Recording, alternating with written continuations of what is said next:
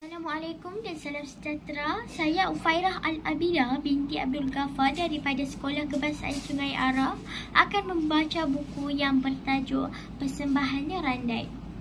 Persembahannya Randai ialah satu aspek kebudayaan masyarakat Minangkabau di Beranang, Jelebu, Kuala Pilah dan Mantin, Negara Sembilan.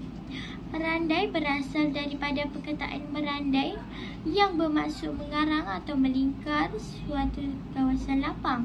Pada masa dahulu, seni ini sering dipersembahkan dalam upacara adat seperti peresmian pelantikan penghulu, majlis perkahwinan dan majlis kesyukuran selepas musim penuaian. Persembahan randai dimainkan oleh lelaki dan wanita. Seni dan warisan ini menggambarkan kehalusan budaya yang penuh falsafah. Persembahan randai istimewa kerana menggabungkan beberapa elemen seni. Elemen utama yang ditunjukkan dalam persembahan randai ialah seni tari, pencak silat, lakon dan nyanyian dengan iringan alat muzik. Para pemain akan melakukan pergerakan dalam lingkaran sambil menempuk seluar galembang dan bertepuk tangan. Antara setiap babak, persembahan akan diselang-selikan dengan lakonan dan nyanyian berirama seperti gurindam, berdendang dan berlagu. Cerita dalam persembahan randai dipersembahkan dalam dialek Negeri Sembilan dan Minangkabau. Penceritaannya pula berkenaan dengan cerita rakyat Negeri Sembilan atau kisah legenda Minangkabau.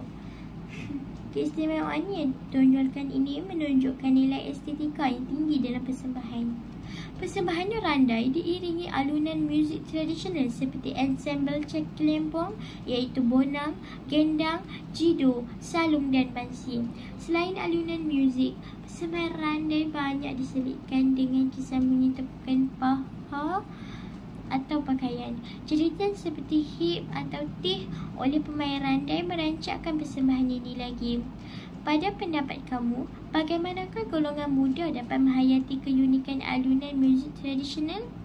Terdapat 5 busana utama yang dipakai oleh penari-penari dalam persembahan randai. Antaranya termasuklah seluar galembang yang longgar dan hampir kelihatan seperti kain, baju guntiang manis berlengan panjang dan ikat pinggang bengkung, samping dan destar pula melengkapi keindahan pakaian penari randai. Bagaimanakah dapat kita menjadikan busana ini dikenali oleh generasi muda? Terima kasih.